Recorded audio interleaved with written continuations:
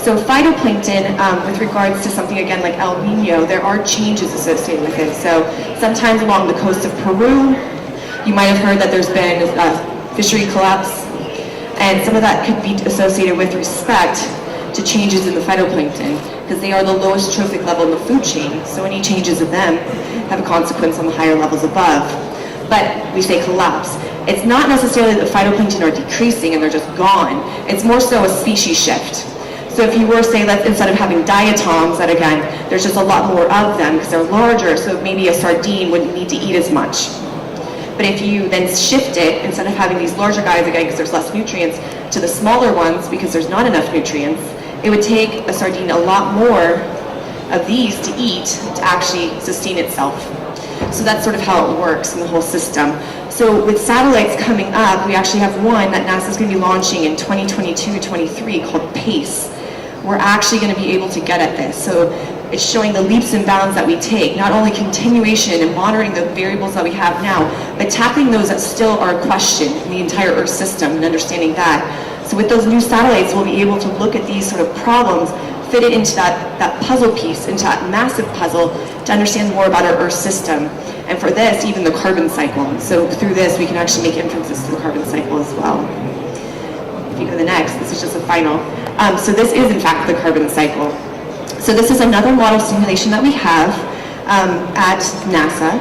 What you're seeing as the background, the underlying properties, is CO2 flux. So basically, how much CO2 is going into the atmosphere from the ocean, or that the ocean is taking up.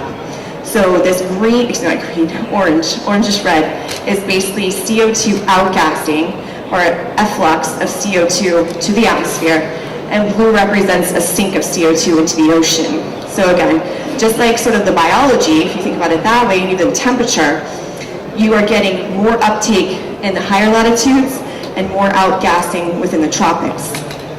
And then overlaid on top of that is 3-hourly winds. So you're basically seeing how these wind surface features are actually impacting it. You might even see, if you stare at one region for long enough, you can see how it modulates it very rapidly.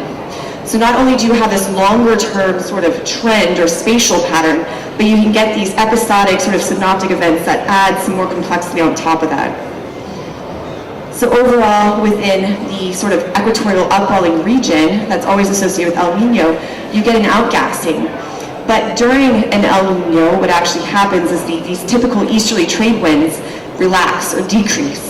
So this outgassing actually reduces as well, and we do see that, and this is actually what this time period is. This is during the El Nino of 2009 to 2010, and if you compare, let's say, the 1997-98, there is, both of them actually show that you get a decrease of this outgassing to the atmosphere. And then if you stare at other features, I just, again, can stare at this every day. There are some time periods when we looked at that synoptic with regards to hurricanes. If you look here in the North Atlantic, or even here in the Western Tropical Pacific, you might see a hurricane spin up, and it's going to happen very fast. But you can see associated with this, even those small scale events that happen very fast in transit, that you get even a CO2 response associated with that. So around the hurricane, actually with Hurricane I, you get an efflux of CO2, and you get sort of a sink in the actual I form. So you get both sort of like counteracting effects within, and you can see some of that actually, and we'll wait for it. You're going to see one. There's one specific that you get to see, and it's like happens super, super fast, but you see all of this orange and red around its sort of tight formation of the winds itself. But how about this? You guys can keep staring at this. I hope you find it, and when we do, we'll point it out. But in the meantime, if you guys have any questions, I'd be happy to answer them. Oh, there we go. Did you see it? Oh, it's quick. Maybe you'll just have to keep staring at it. How about this? In addition to just staring at the back wall, if you wanted, we also do have these booklets. So if you're interested in any of the animations or visualizations that we just showed, they're all in here. They're all freely and publicly available. They all have URL links, so you can go and check out that one or any of the other ones that you saw, or any of the other ones I'll be showing throughout the 2 weeks. We also have NASA calendars that are highly coveted, and they sell out like hotcakes. So we're not paying you, but they're free. They're free. Mainly for us, we can look at models, or we can even look at total alkalinity. Not directly, it's more so an inferred measurement. So you can use Aquarius, use salinity, or even SMOS, which is ESA's equivalent to Aquarius, and in addition to sea surface temperature, and you can make inferences on total alkalinity, but it's not a direct measurement by any means. But ocean acidification is still one of those, when I talked about we still have missing puzzle pieces, that is one of the missing puzzle pieces that we still have, that we're still trying to work towards. Another one being mixed layer depth. We would like to get those to really understand the Earth system, but as of right now, we do not yet have the answer on how to get at that. Can I have another question? Just one more question on the global sea level rise. You showed that there are differential patterns, but I believe Yes. you didn't quite the answer. So why is that? Oh, why is there? So the Western, more of my colleagues at JPL are more the experts in the sea level, and I'll try and do them justice. But with respect to the three areas that you saw at least, so I'm looking at this here, when we had the Gulf Stream, they basically showed both sea level decrease and sea level rise. That one's more so just showing the change that you've had with respect to the Gulf Stream. So that's what that one is actually showing. Then it also looked at the Eastern Pacific, and you actually had a decrease in sea level, and in the Western Tropical Pacific, you had an increase. So that one's more, I think El Nino is a similarity for that with regards, it's more like a bathtub. So whatever happens on one end, if you push a whole bunch of water on one end, the other side's going to decrease. It's sort of more like a teeter-totter. And that's basically the Pacific issue. So why one side decreased, one side increased. The increase in the Western Tropical Pacific is mostly due to the warming, not only on the surface, but also the subsurface. There's been a drastic change with respect to both of those and the connectivity between them. And I can refer you to some papers or to my colleagues that can answer more of that, but I hope that gave you a little teaser and explanation. Oh, real quick. Yeah, I just going back to talking about ocean acidification. You mentioned that there's thanks.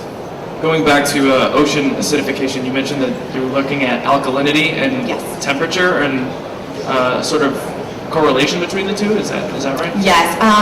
So this has been done in other times when we don't necessarily have these direct observations. So another one that we have actually looked at before, you can actually do the same thing with CO2 flux if you wanted. So if you take, some people have actually looked at linear relationships or algorithms using salinity, temperature, chlorophyll A, mixed layer depth, and they can tell you something about in CO2 flux. As long as you have some in situ observations that you can sort of constrain that model to.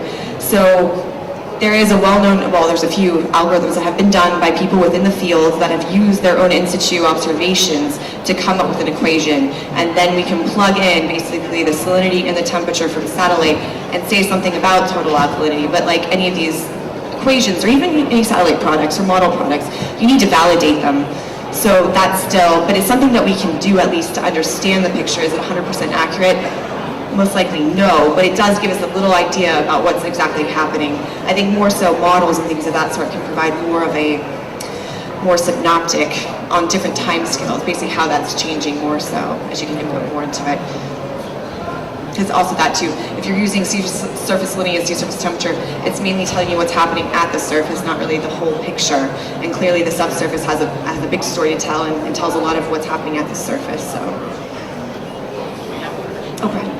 I covered a conference on fish crime, and one of the big problems is that once the boats leave shore, they are a law unto themselves, and they do all sorts of dumping at sea and things like that. So is there any way that you could see of utilizing this system to keep an eye on all the boats for activities and spot suspicious patterns and so therefore protect the resource?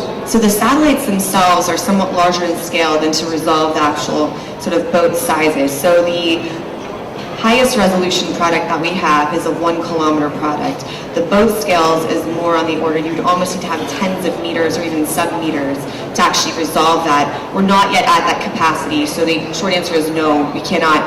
But you could perhaps use airborne aircrafts to actually try and do some of that monitoring.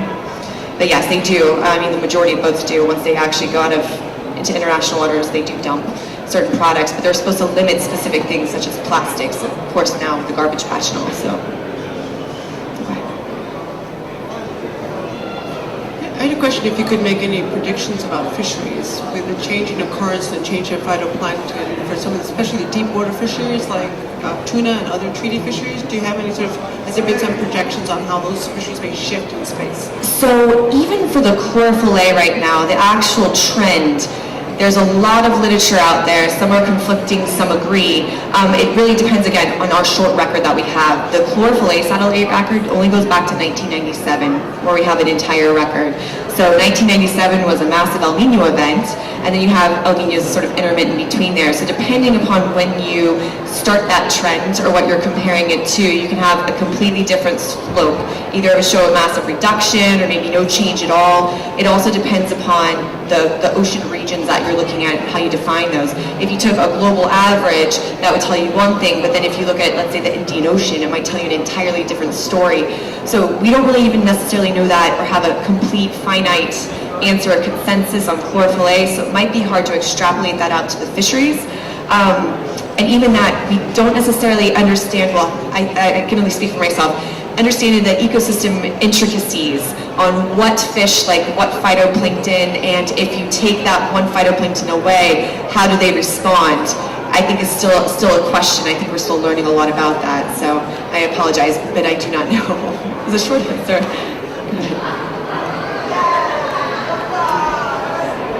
Thank you.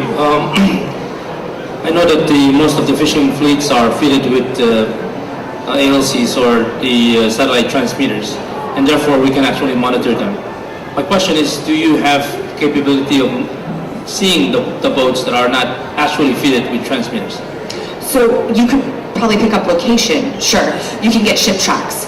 So we could monitor it that way, as long as the ship gives us their actual locations. You could plot it. There are multiple tools that NASA and even NOAA has that basically you can overlay certain sort of point measurements. So if you wanted to see like temperature and you wanted to see then how the ship is progressing with regards to that, but monitoring what the ships are actually doing is a completely different story. But yes, we can track the ships. But, oh, the ones without transmitters, no. The ones with transmitters are the only thing that you can do. We're not yet at the same spatial resolution to resolve ships, and that is a far off way. Right now, we're even, for some of these upcoming missions, we're only looking maybe even at an extreme, maybe 300 meters. So I know that there's some other satellites that can do 30 meters, such as Landsat 8, but that's sort of pushing the extent of it thus far, and I don't think it would necessarily resolve.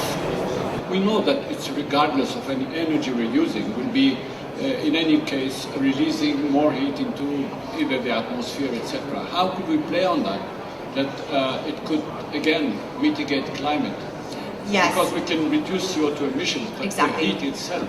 No, and you're right. I mean, even if we, with COP21, which is great, that we're trying to make a change and we're trying to do something about it, unfortunately the ocean does have a longer sort of residence time to actually equilibrate. So realistically, even if we were to stop everything right now, there would be dramatic changes that would be undergoing just because it needs to reach that equilibrium point overall. So yes, there would be a period, maybe even a few hundred years, before it would level off. Exactly. Just an idea to show you sort of the long residence time. So sometimes people talk, but with regards to that deep water formation or wherever the actual formation zones are, there's also one in the Southern Ocean, it would almost take 1,000 years for that water parcel to come back to that one spot.